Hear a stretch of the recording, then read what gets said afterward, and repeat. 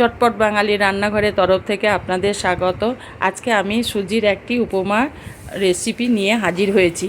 আর এই জন্য আমি প্রথমেই কড়াইয়ের মধ্যে আমি দিয়ে দিলাম 1.5 চামচ সুজি, যেটা আমি সুজিটাকে ভালো করে ভেজে নেব। সুজি আমি একটু লাল করে ভেজে নেব, তাহলে খেতে সুজিটা খুব সুন্দর হবে। এভাবে আমি সুজিটাকে লাল করে ভেজে নিলাম। এবার আমি এই সুজিটাকে অন্য একটা পাত্রে ঢেলে নেব। এবার গ্যাসের মধ্যে আমি একটা প্যান বসিয়ে দিয়েছি। প্যানের মধ্যে আমি 3 চামচ সাদা তেল দিয়ে নিলাম। আর আমি এর সঙ্গে দিলাম ফোড়ন, 2টো শুকনো লঙ্কা আর একটা তেজপাতাকে 2 টুকরো করে নিয়েছি। আর দিয়ে দিলাম 1/2 চামচ গোটা জিরে। এটাকে আমি একটু ভেজে নেব।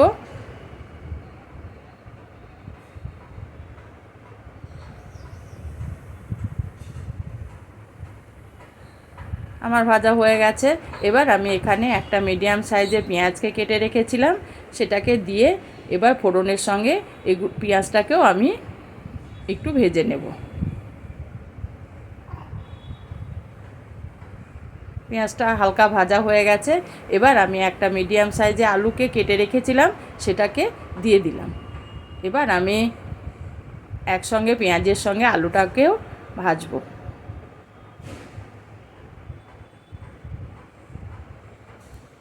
এবার এখানে আমি দিয়ে দেব কিছুটা পরিমাণ গাজর কুচি। কুচনো গাজরটা দেওয়ার পর আলুর সঙ্গে আমি এটাকে ভালো করে একটু ভাজবো।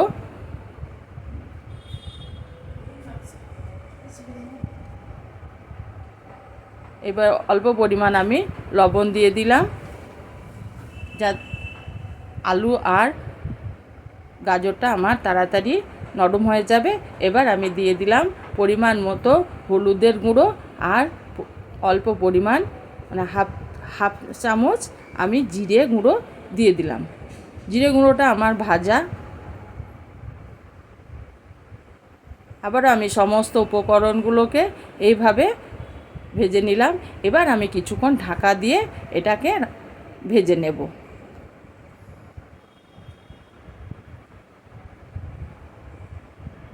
দু 3 মিনিট পর আমি ফিরে এলাম। আবারও আমি এটাকে একটু ভেজে নেব।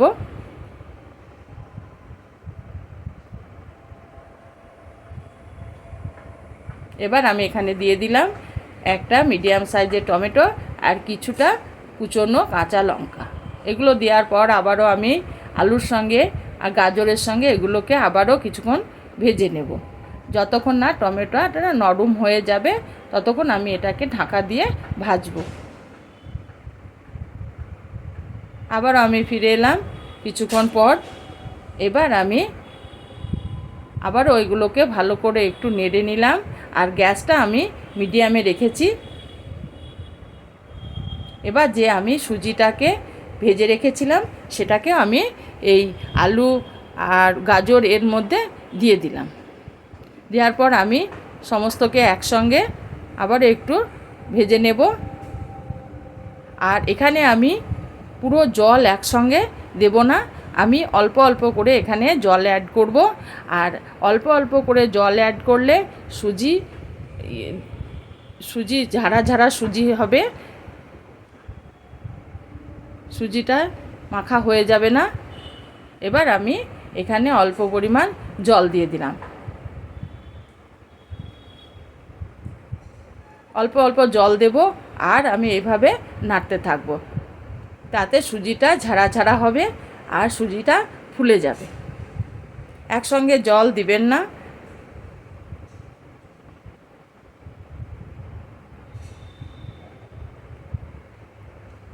এবার আমি এখানে দিয়ে দিলাম স্বাদমতো লবণ আর দিয়ে দেব এখানে স্বাদমতো চিনি।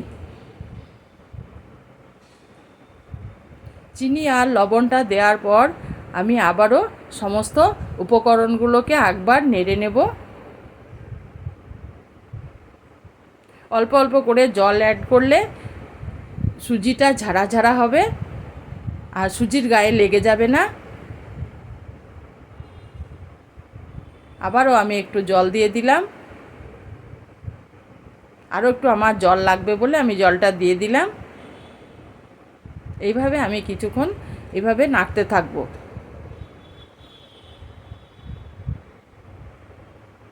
যদি আমার ভিডিওটা ভালো লাগে তবে একটা লাইক করবেন আর সাবস্ক্রাইব করে চ্যানেলটির পাশে থাকবেন এই ছোট ছোট ভিডিওগুলো পাওয়ার জন্য।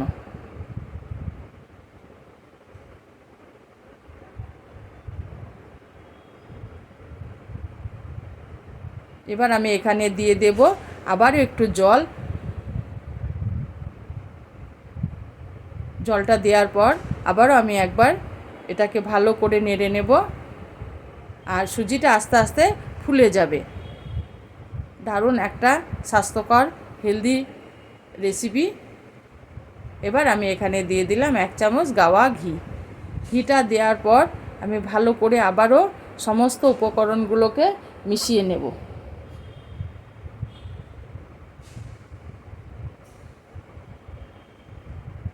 এইভাবে আমি সমস্ত উপকরণগুলোকে মিশিয়ে নিলাম। আমার সুজির উপমা রেডি হয়ে গেছে। আর পুরো ভিডিওটা দেখার জন্য আপনাদের সকলকে ধন্যবাদ।